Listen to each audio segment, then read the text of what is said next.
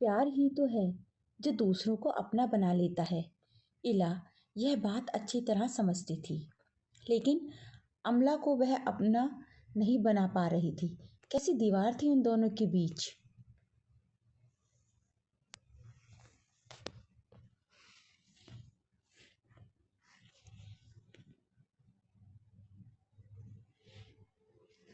फिर पड़ोसियों के लिए तुमने 3 प्लेट्स लगा ली। हर त्योहार पर अपना दिल दुखी करवाने से थकती नहीं। अभी उतरा मुंह लेकर आओगी।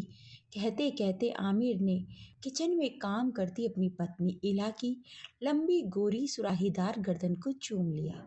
इला ने बनावटी गुस्सा दिखाया। परेशान मत करो। फिर पता नहीं क्यों उसे क्या सूझा, आमिर की तरफ घूम गई और उसके चारों तरफ अपनी सुंदर बाहें फैला दी। आमिर कितना अच्छा लगता है ना। हर त्योहार कैसा सुंदर लगता है। मैं तो कहती हूँ कि हर इंसान को इंटरकास्ट शादी करनी चाहिए। दोनों तरफ के त्योहार मनाने में कितना मज़ा आता है। पर हम तो सब फेस्टिवल्स मनाते हैं मम्मी। बच्चों के आने की आहट पर इला अब तक अपना काम करने लगी थी। बोली, हाँ हाँ, हर त्योहार सेलिब्रेट करना चाहिए। अब आमिर के साथ साथ स्वरा और हर्षिल ने भी एक कोने में रखी थाली से पिन्नी उठाकर खानी शुरू कर दी। स्वरा का की नज़र 3 प्लेट्स पर पड़ी। उन आंटी को भी दोगी जो हर बार आपके साथ इतना मिसबिहेव करती हैं। हाँ, अच्छा तो नहीं लगता, पर फ्लोर के 2 फ्लैट्स में त्योहार पर कुछ दूं और एक को ना दूं तो मुझे अच्छा नहीं लगता। हर्षिल ने कहा, पर वह आंटी हमें बिल्कुल अच्छी नहीं लगती। मम्मी, मत दो उन्हें कुछ। आमिर ने कहा, पिन्नी अच्छी बनी है। इला, उसे मत दो। क्यों ऐसे घर में देकर आते हो जहाँ मुझे पूरा यकीन है कि वह सब डस्टबिन में जाता होगा। इससे अच्छा तो किसी गरीब को दे देना, वॉचमैन को दे दो, हाउसकीपिंग वालों को दे दो, धोबी को दे दो। इस घर में क्यों देती हो।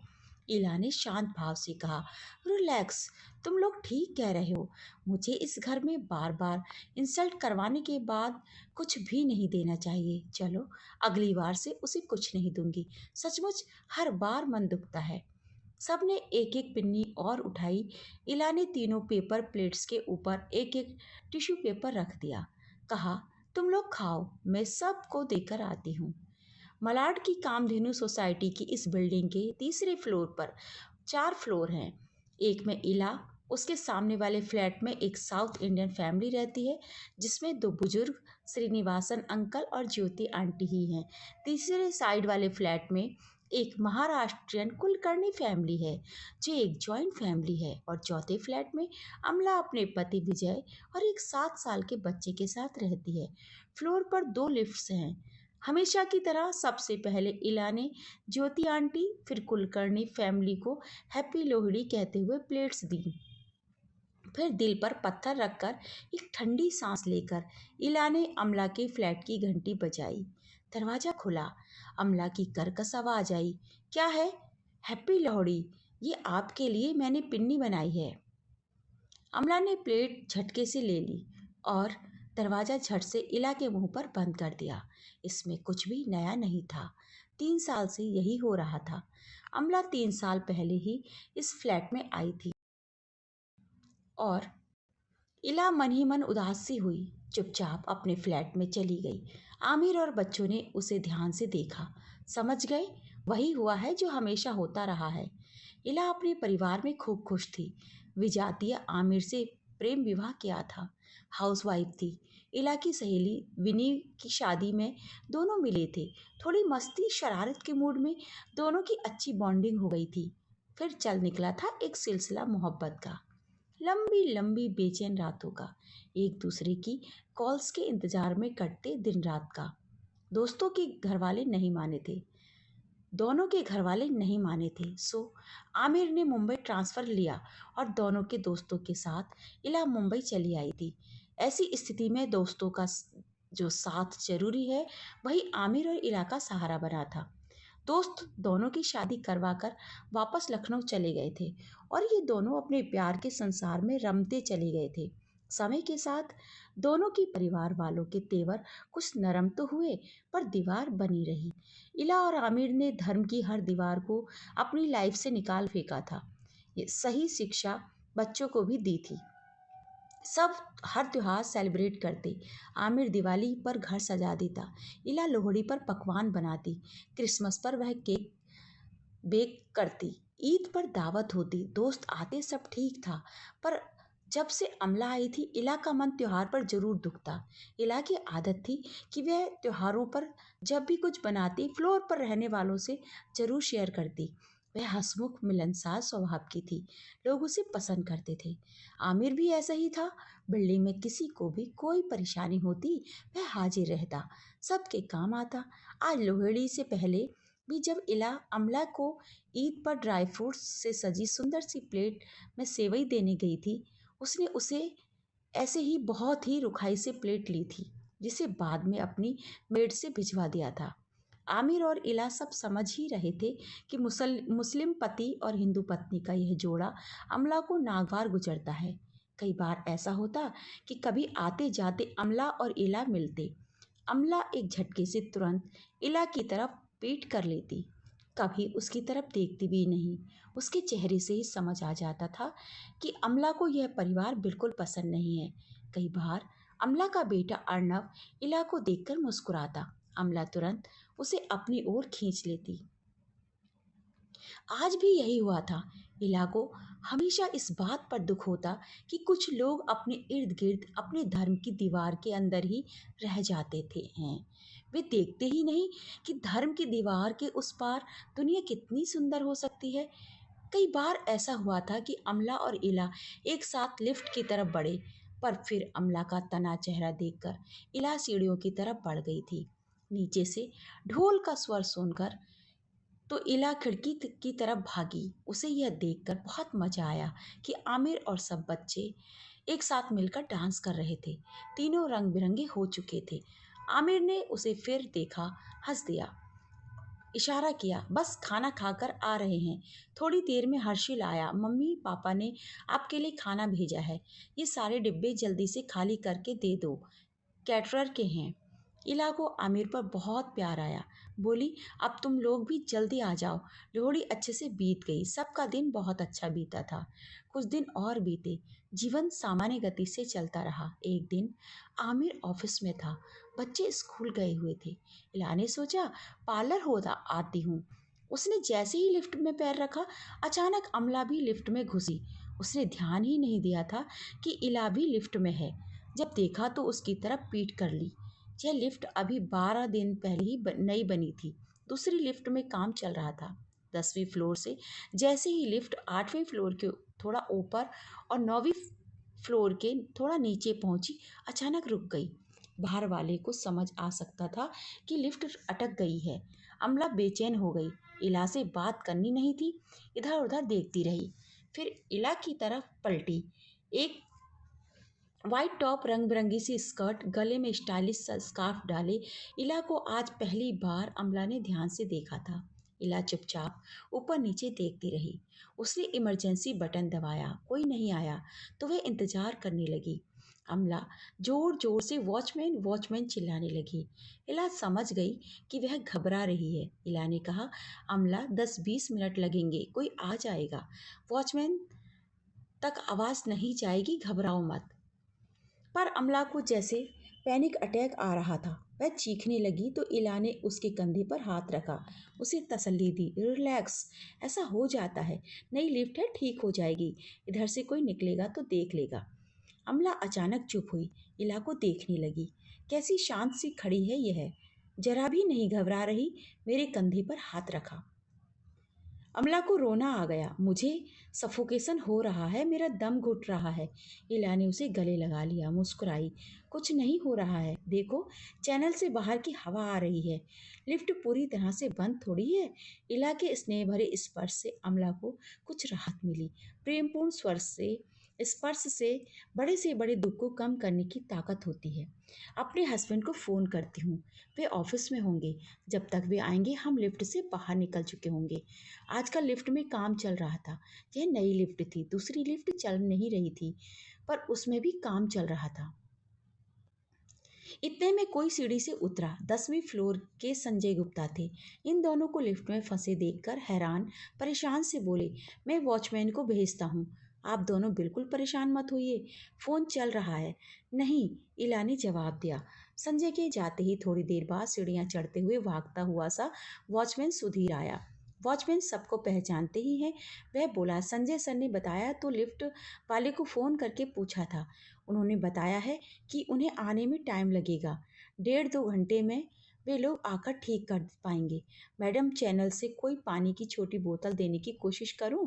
नहीं सुधीर, मेरे बैग में पानी है, कहकर इला ने अमला से पूछा। तुम्हें चाहिए तो बता दो।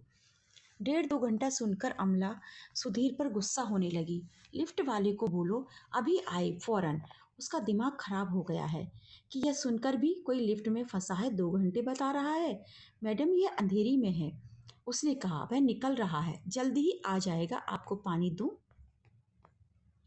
दफा हो जाओ, अमला चिल्लाई। सुधीर डांट खाकर नीचे चला गया।